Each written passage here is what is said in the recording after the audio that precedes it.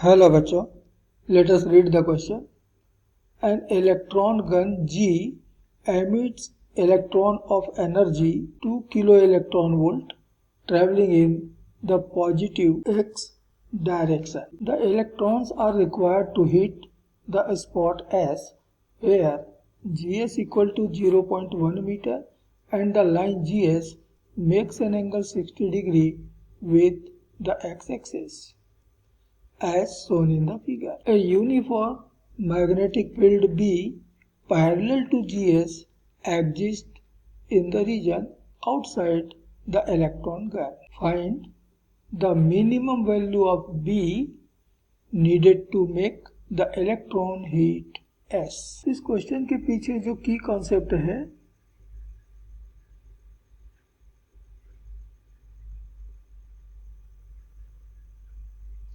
वह है Lorentz force.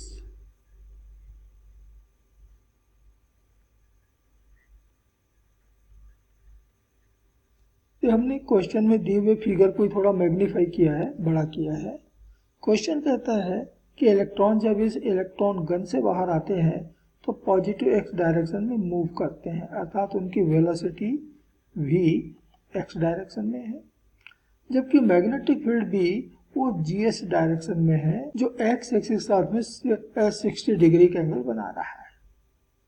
तो जब भी मैग्नेटिक फील्ड भी और चार्ज पार्टिकल का वेलोसिटी भी एक दूसरे के साथ एक्यूट एंगल बनाते हैं तो पार्टिकल मैग्नेटिक फील्ड बी के अराउंड एक हेलिकल पाथ में चलता है। तो यहाँ भी हमारा इलेक्ट्रॉन इस प्रकार से एक हेलिकल पाथ में चलता हुआ S की तरफ बढ़ेगा। तो मान लेते हैं कि वह S से nवें चक्कर के बाद जाके टकराता है। तो यहाँ इलेक्ट्रॉन जिस हेलिकल पाथ में चल रहा है उसके दो नियरेस्ट छल्लों के बीच का जो डिस्टेंस होता है, ये डिस्टेंस, इसको हम कहते हैं पिच। ये हमारा पिच हो गया। तो पिच ऑफ द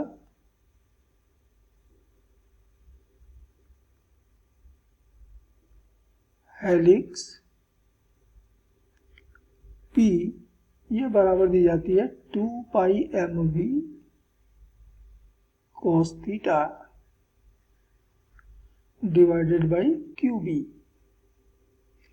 यहाँ m पार्टिकल का मास है जो कि यहाँ इलेक्ट्रॉन है, v उसकी वेलोसिटी है, थीटा v और b के बीच का एंगल, q पार्टिकल का चार्ज और b मैग्नेटिक फील्ड है। ये सारे सिंबल आप बहुत अच्छे से जानते हैं। तो if electrons hit the spot S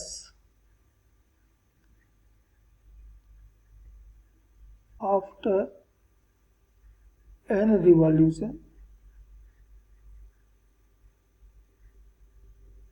कि इलेक्ट्रॉन जो है वो n रिवॉल्यूशंस लगाकर, n चक्कर लगा करके मान लेते हैं S से जाके टकरा रहे हैं, तो GS ये बराबर मिलेगा n इंटू पी।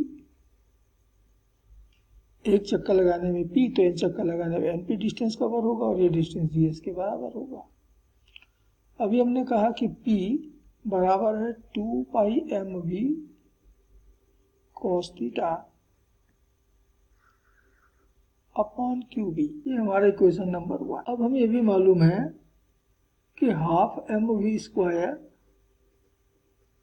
ये बराबर होता है काइनेटिक एनर्जी, मान लेते हैं कि, तो m से मल्टीप्लाई करें तो m स्क्वायर v स्क्वायर बराबर 2 राइट में आ गया, और इधर भी हम m से मल्टीप्लाई करेंगे m के, एंड देयरफॉर mv बराबर मिलेगा √2m के। तो इक्वेशन 1 में ये जो mv आ रहा है इसकी जगह हम रख सकते हैं √2m के, और तब GS बराबर हो गया n इंटू 2 पाई, और mv की जगह हमने रख दिया √2m के into cos theta upon QB। तो हमें तो यहाँ से B की वैल्यू मालूम करनी है, मैग्नेटिक फील्ड की मालूम करनी, तो B को लेफ्ट में लेकर बाकी सबको राइट में रख लें। तो हमें B की वैल्यू मिल रही है n इंटू 2 पाई √2m के cos theta upon q into GS।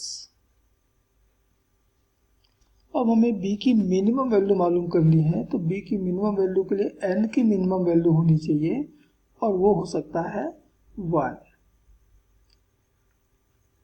So for minimum b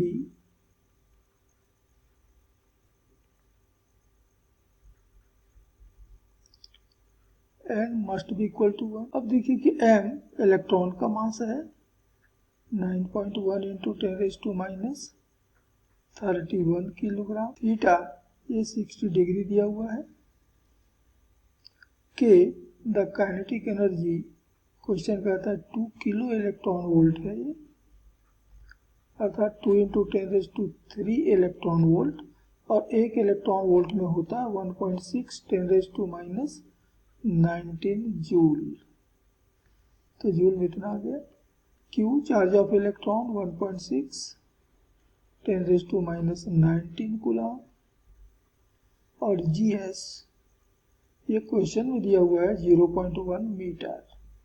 ये सारे वैल्यू हम रख दें तो हमको B की मिनिमम वैल्यू मिल रही है 1 इंटू 2, पाई की वैल्यू 3.14, √2, m की वैल्यू 9.1 10⁻31 किलोग्राम। k की वैल्यू है 2 into 10⁻³ into 1.6 10⁻19। cos theta, theta की वैल्यू 60 है, तो cos 60 की वैल्यू हो गया 1/2।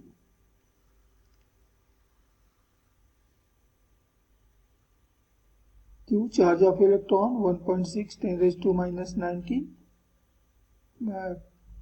कूलम में, और GS की वैल्यू है 0.1 मीटर।